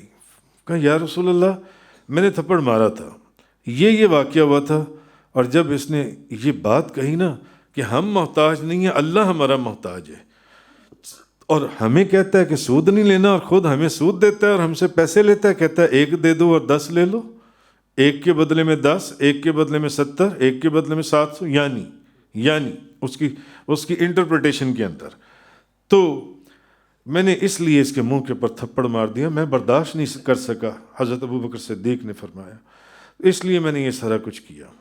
اچھا اب ہوا کیا کہ اس وقت وہ جو جتنے یہودی وہاں جب حضرت ابوبکر صدیق نے اس کے منہ کے اوپر تھپڑ مارا تو وہاں جتنے لوگ بیٹھے ہوئے تھے وہ کون تھے؟ یہود، وہ سارے یہودی تھے۔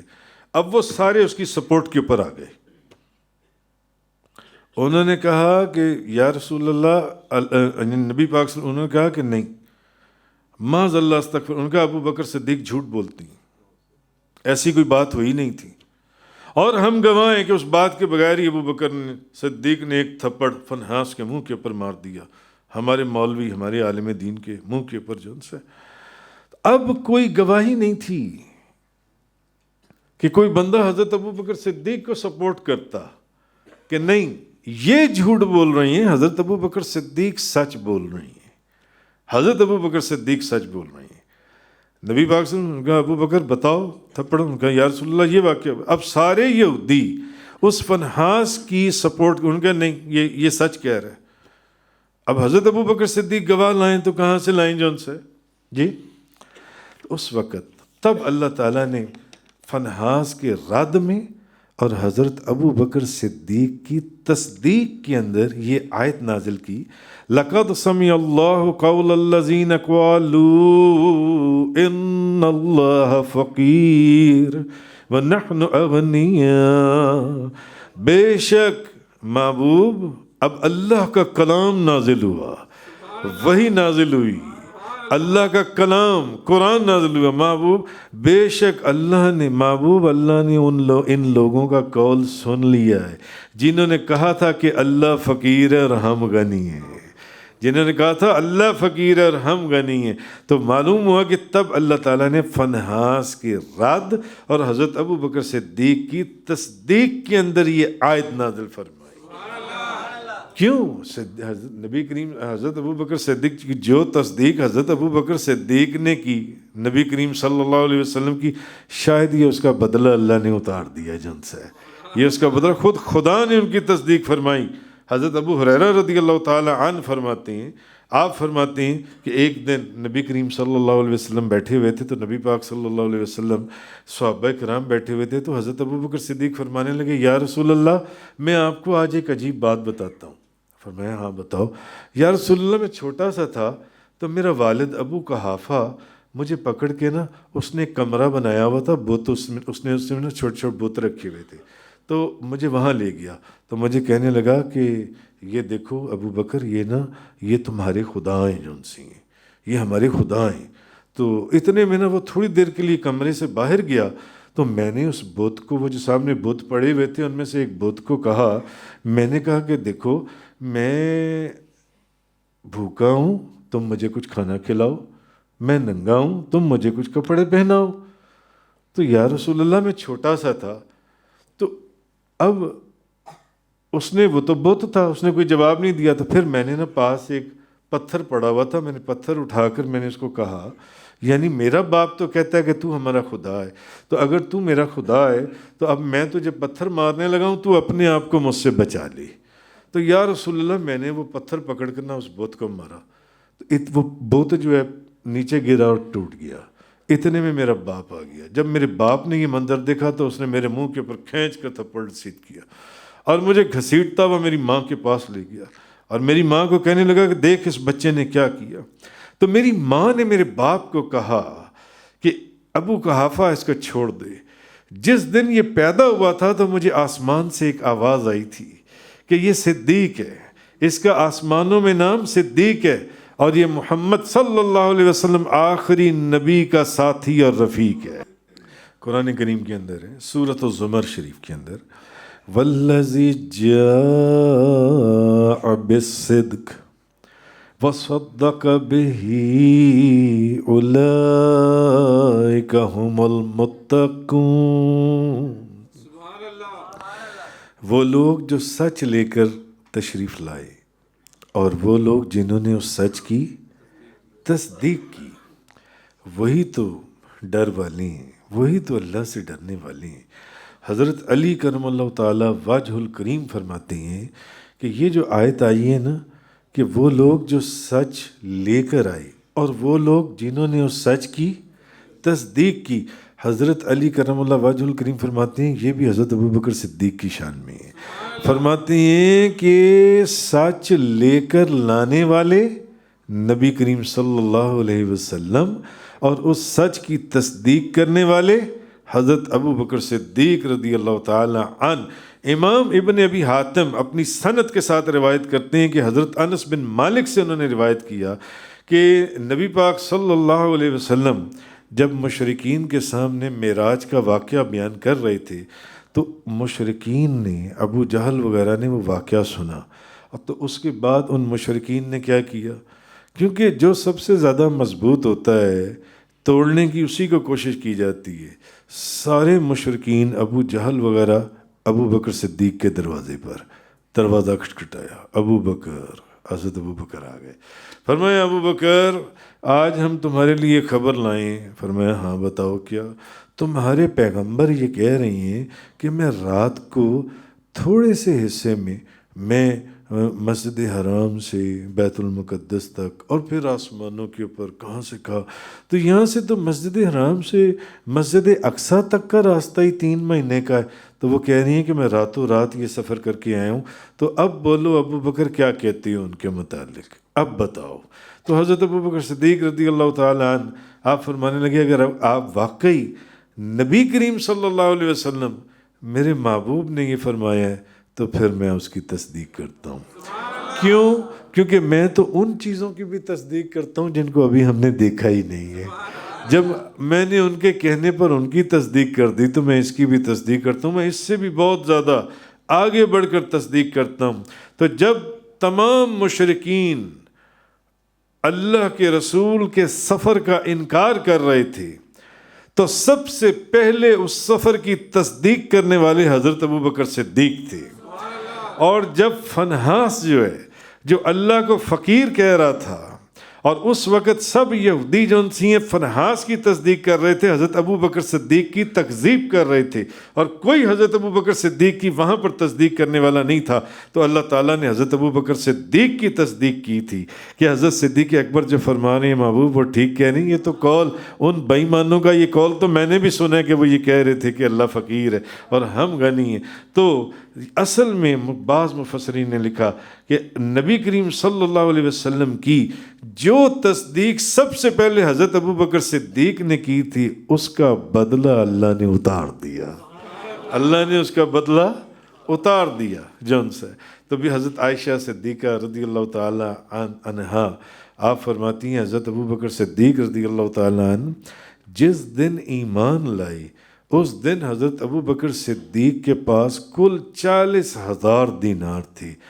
جس دن آپ سرکار نے حضرت ابوبکر صدیق نے نبی کریم صلی اللہ علیہ وسلم کو بیعت کیا اور آپ کی غلامی میں داخل ہوئے، 40,000 دینار حضرت ابوبکر صدیق نے کل اپنی دولت نبی کریم صلی اللہ علیہ وسلم کے قدموں کے اوپر سے نچھاور کر دی.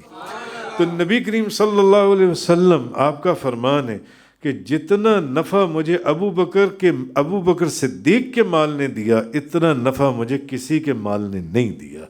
تو یہ جب حضرت ابوبکر صدیق نے یہ سنا تو حضرت ابوبکر صدیق فرمانے لگے یا رسول اللہ میں جتنا نفع میں نے آپ فرمانے لگے کہ میں بھی اور میرا مال بھی سب حضور کا ہی تو ہے.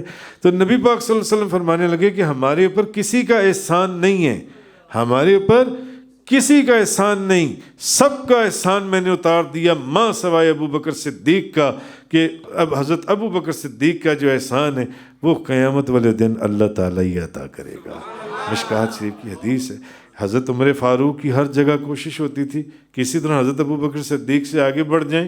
اور غزوہ تبوک میں جب نبی پاک صلی اللہ علیہ وسلم نے صحابہ کرام کو ترغیب دلائی تو حضرت عمر فاروق فرماتے ہیں میں نے سوچا کہ آج میں نے آدھا مال، آج میں نے ابوبکر صدیق سے آگے بڑھ جانا ہے. مگر حضرت جب ان سے پوچھا نبی پاک صلی اللہ علیہ وسلم نے عمر کیا لائے، فرمایا یا رسول اللہ آدھا مال پورا لے آیا، آدھا مال اپنے گھر والوں کے لیے چھوڑا. پوچھا ابوبکر تم کیا لائے، فرمایا یا رسول اللہ سارا مال لے آیا. پیچھے کیا چھوڑا، فرمایا اللہ اور اللہ کا رسول چھوڑا، صرف اللہ کا رسول. تو نبی کریم صلی اللہ علیہ وسلم کی محبت میں فنا ہو چکے ہوئے تھے، فنا. حضرت ابوبکر صدیق رضی اللہ تعالی عنہ حضرت نزہۃ المجالس کے اندر محدث سفیان ثوری آپ فرماتے ہیں آپ فرماتے ہیں کہ ایک مرتبہ نبی پاک صلی اللہ علیہ وسلم نے اپنی جو انگوٹھی ہے نا وہ حضرت ابو بکر صدیق کو دی اور فرمایا اس انگوٹھی کے اوپر نہ لکھوا لاؤ لا الہ الا اللہ۔ حضرت ابو بکر صدیق نقاش کے پاس گئے، انہوں نے کہا یار یہ انگوٹھی لے لو اور اس کے اوپر لکھ دو لا الہ الا اللہ محمد الرسول اللہ۔ اب نقاش سے جب انگوٹھی لی اور لا کے نبی کریم صلی اللہ علیہ وسلم کو دی تو انگوٹھی کے اوپر لکھا ہوا تھا لا الہ الا اللہ محمد الرسول اللہ ابو بکر الصدیق۔ نبی کریم صلی اللہ علیہ وسلم، آپ نے پوچھا ابو بکر میں نے تو کہا تھا کہ لا الہ الا اللہ لکھوانا، یہ آگے زیادتی کس چیز کی ہے؟ فرمایا یا رسول اللہ اصل میں میرا جی نہ چاہا کہ میں خدا کے نام، آپ کا نام خدا کے نام سے جدا کروں، تو اس لیے میں نے نقاش کو، آپ نے کہا تھا لا الہ الا اللہ، میں نے نقاش کو کہا کہ نہیں تم لکھ دو لا الہ الا اللہ محمد الرسول اللہ۔ میں نے تو اتنا، آپ نے فرمایا نہیں ابو بکر اس کی آگے جو لکھا ہوا ہے ابو بکر صدیق، فرمایا یا رسول اللہ یہ مجھے نہیں معلوم یہ کہاں سے آ گیا۔ تو جبریل اسی وقت حاضر خدمت ہوئی اور عرض کیا ہے اللہ کے محبوب، اللہ فرماتا ہے کہ جس طرح صدیق نے آپ کے نام کو میرے نام سے جدا کرنا گوارا نہ کیا، اسی طرح میں نے آپ کے صدیق کو آپ کے نام سے جدا کرنا گوارا نہ کیا۔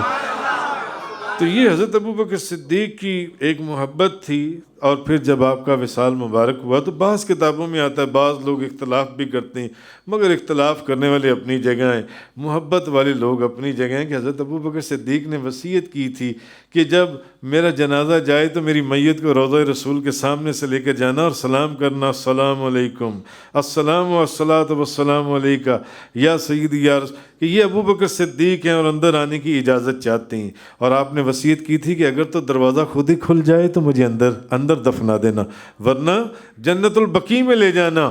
اور جب آپ گئے اور کہا گیا کہ حضرت ابو بکر صدیق ہے تو کتابوں کے اندر ہے کہ وہ دروازہ خود بخود کھل گیا اور حضرت صدیق اکبر آواز آئی کہ محبوب کو محبوب کے پاس لے آؤ، تو حضرت صدیق اکبر کو اندر نبی کریم صلی اللہ علیہ وسلم۔ تو ویسے بھی حضرت صدیق اکبر رضی اللہ تعالیٰ عنہ نقش بندیہ سب سے بڑا روحانی سلسلہ، سب سے مبارک، ویسے تو سارے سلسلے مبارک ہیں مگر سب سے مبارک سلسلہ امام ربانی مجدد الفسانی شیخ احمد سرہندی، ان کو کوئی پڑھے تو پتہ چلتا ہے کہ نقش بندیہ سلسلے کے کیا فضائل ہیں۔ تو نقش بندیہ سلسلہ کی جتنی روحانیت اور سارے نقش بندیہ بزرگوں کا فیض حضرت ابو بکر صدیق کے سینہ مبارک سے ہو کر آگے پوری امت کے اندر تقسیم ہوتا ہے۔ حضرت ابو روحانیت کی دنیا بے شمار، بہجت الاسرار کے اندر امام ابو الحسن شتنوفی شافعی لکھتے ہیں، انہوں نے لکھی ہیں دو بزرگ ایسے ہیں، ایک شیخ علی بن وہب سنجاری اور ایک بزرگ شیخ ابو بکر بن حوار بطائخی، جن کے قدموں کے اندر وہ لکھتے ہیں امام ابو الحسن شتنوفی شافعی کہ جنگل کے شیر آ کر ان کے قدموں میں لوٹتے تھے اور سلام کرتے تھے اور ان کے قدموں کو چومتے تھے۔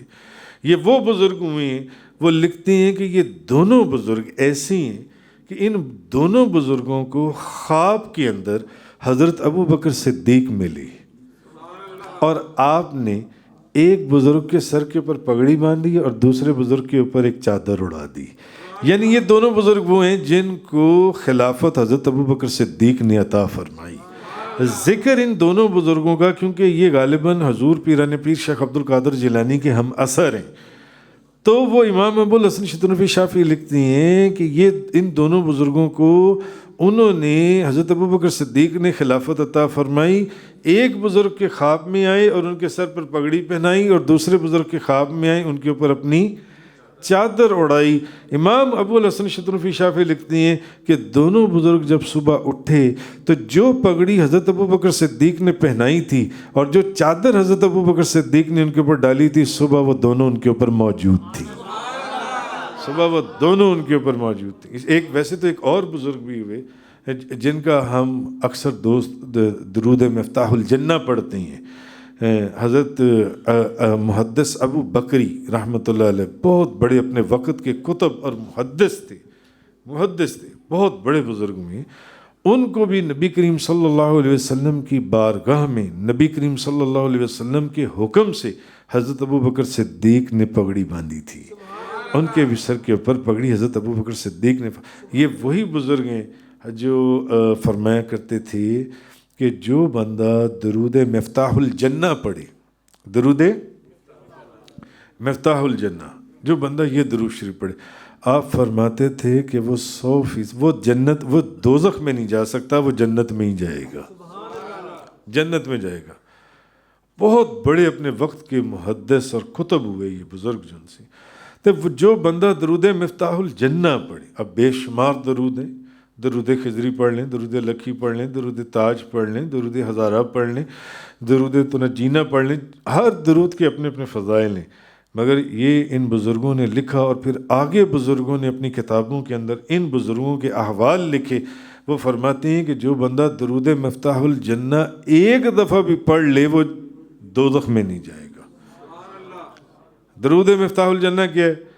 اللہم صلی علی سیدنا محمد الفاتح لما اغلق الخاتم لما سبق الناصر الحق الہادی الی صراطک المستقیم صلی اللہ علیہ وسلم وعلی آلہ وصحابہ حق مقدارہ العظیم. یہ درود مفتاح الجنہ ہے. انہوں نے فرمایا جو بندہ یہ درود شریف ایک مرتبہ پڑھ لے وہ دوزخ میں نہیں جائے گا. اور فرماتے ہیں خدا کی قسم اگر وہ بندہ قیامت والے دن اس کا دوزخ کے دروازے کی طرف منہ کر دیا جائے نا تو وہاں میرا گریبان پکڑ لے اللہ کی بارگاہ میں کہ انہوں نے کہا تھا کہ جو بندہ ایک مرتبہ درود مفتاح الجنہ پڑھنے والا وہ بندہ دوزخ میں نہیں جائے گا. ایک مرتبہ آپ کا ایک مرید غائب ہو گیا. اکثر لوگ غائب ہو جاتے ہیں نا، گم ہو جاتے ہیں. تو ان کے گھر والے آئے، انہوں نے آگے پوچھا حضرت آپ کا ایک مرید غائب ہو گیا، گم ہو گیا. آس پاس کے علاقوں میں جنگ تھی، انہوں نے کہا ہو سکتا ہے وہ وہاں پر مارا نہ گیا ہو کہیں. تو شیخ محدث جو ابو البکری رحمۃ اللہ علیہ، آپ نے نہ فوراً آپ نے مراقبہ فرمایا. مراقبہ فرمانے کے بعد آپ فرمانے لگے کہ وہ زندہ ہے، وہ واپس آ جائے گا. تم لوگوں کا خیال ہے کہ وہ مارا گیا. انہوں نے کہا حضور وہ کیسے؟ تو محدث ابو البکری فرمانے لگے وہ ایسے کہ میں نے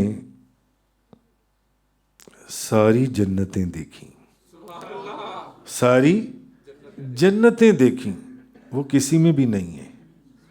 اس کا مطلب ہے وہ ابھی زندہ ہے، وہ آ جائے گا. اب انہی مریدوں کے اندر کوئی آداب محبت یا آداب طریقت نہیں جانتا تھا. وہ کہنے لگا حضور، ایک بندہ بیچ میں سے بولا حضور آپ نے جنتیں دیکھی ہیں، آپ دوزخ بھی دیکھ لیتے، کہیں وہاں پر ہی نہ ہو. آپ جلال میں آ گئے. فرمانے لگے خدا کی قسم میرا مرید، جیسے ہر سلسلے کے بزرگوں کے مریدوں کے اندر، جیسے ہمارے نقشبندیہ سلسلے کے اکثر جو بزرگ، ہمارے بابا جی صاحب آپ درود خضری فرمایا کرتے تھے، میاں شیر محمد صاحب شرک پوری، کرما والا شریف، کیالیاں والے اور درود خضری فرماتے ہیں پڑھنے کے لیے. حضور داتا صاحب درود تنجینہ کے بڑے زبردست وہ ان کا تعلق تھا، درود کہ جنہوں نے ادھر سے فیض لینا ہو تو پھر درود تنجینہ زیادہ جن سے. تو ہر سلسلے کے اندر اپنے اپنے درود شریف کے طریقے ہیں اور اپنے اپنے درود شریف ہیں. تو انہوں نے فرمایا میرے مرید جو ہیں وہ درود مفتاح الجنہ پڑھنے والے ہیں، اور میرا مرید جو درود مفتاح الجنہ پڑھنے والے وہ دوزخ میں جا ہی نہیں سکتا. اور کتابوں میں لکھا ہے کہ 2-3 دن کے بعد ان کا مرید واپس آ گیا جن سے. تو یہ اچھا یہ بھی جن سے بزرگ ہیں، ان کو بھی کہا جاتا ہے کہ مسجد نبوی کے اندر نبی کریم صلی اللہ علیہ وسلم کے حکم کے اوپر حضرت ابو بکر صدیق نے ان کے سر اقدس کے اوپر جن سی ہے وہ پگڑی باندھی تھی ان بزرگوں کے. تو حضرت ابو بکر صدیق رضی اللہ تعالی عنہ کے جو بھی فضائل ہیں وہ تو بے شمار ہیں. آپ نے صرف اپنی جان نہیں، اپنے مال سے نبی کریم صلی اللہ علیہ وسلم، صرف اپنا مال نہیں اپنی جان سے، جب عبد الرحمن ایمان لے آئے آپ کے صاحبزادے تو ایک دن کہنے لگے اپنے والد کو، کہنے لگے کہ جنگ بدر والے دن آپ کئی مرتبہ میری تلوار کے نیچے آئے، کئی مرتبہ میری تلوار کے نیچے آئے، مگر شفقت پدری میں نے اپنی تلوار پیچھے کھینچ لی اور میں نے آپ کی گردن نہیں کاٹی۔ تو حضرت ابوبکر صدیق فرمانے لگے بیٹے کو فرمایا بیٹا تم میری تلوار کے نیچے ایک مرتبہ بھی نہیں آئے، کیوں؟ تم اللہ کے رسول میرے محبوب کے خلاف تلوار اٹھا کر آئے تھے، ان کے مقابلے میں تلوار اٹھا کر آئے تھے، تم اگر ایک مرتبہ بھی میری تلوار کے نیچے آ جاتے تو میں تمہاری گردن کاٹ دیتا، کیونکہ تم نبی کریم صلی اللہ علیہ وسلم کی مخالف بن کر آئے تھے۔ حضور بابا جی صاحب فرمایا کرتے تھے میں جان تے مال نثار کراں اس نبیاں دے سردار اتوں، میں جان تے مال نثار کراں اس نبیاں دے سردار اتوں، جند جان کی صدقے کر دیواں دو جگ سونی سرکار اتوں، جند جان کی صدقے کر دیواں دو جگ سونی سرکار